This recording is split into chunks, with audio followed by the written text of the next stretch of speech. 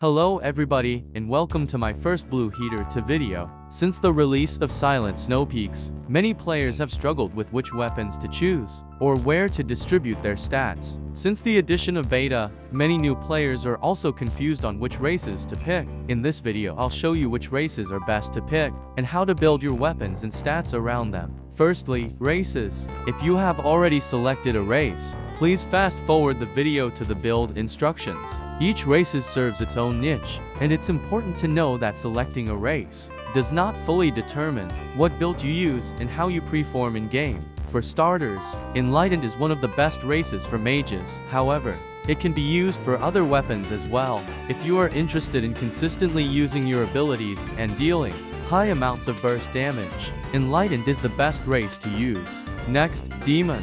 Health is an important attribute for all players. Demon is useful when dealing with swarms of enemies and tanking attacks.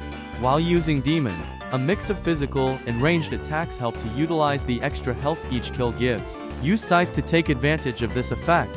Next, Fenris. Critical hits can greatly increase your damage output, since the effect lasts for a short period of time. Daggers are good for high DPS attacks. If you are interested in a mage build, Fenris can be used to amplify the damage of your spells as well. Next, Elf. For many players, Elf might not seem like a good choice, needing party members to take effect. Healing can be one of the most crucial parts of your playthrough. Elf allows for diverse playstyles and healing support, useful in both dungeons and the tower.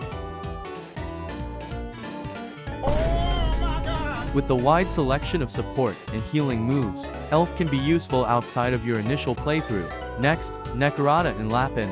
These races are grouped together because they both reduce the use of stamina. Stamina can be useful for movement in game, dungeons, and certain waves of the tower. It's important to note that Featherlight Staff, a skill in Blue Heater, already increases the user's total stamina bar. For new players, Nekarata and Lapin may not be useful in combat. However, these characters provide some pretty cool character customization you might like. Lastly, Human. Most Blue Heater players who pick this race learn to regret it by the first boss. Human is only a good pick if you decide to use alts for dungeons or some extra currency. Moving on to builds, it's important to know that I will only be reviewing meta weapons, optimal stat distributions, and skill sets. Feel free to use whichever talents you deem necessary, and substitute attacks or stats as you see fit. Enjoy!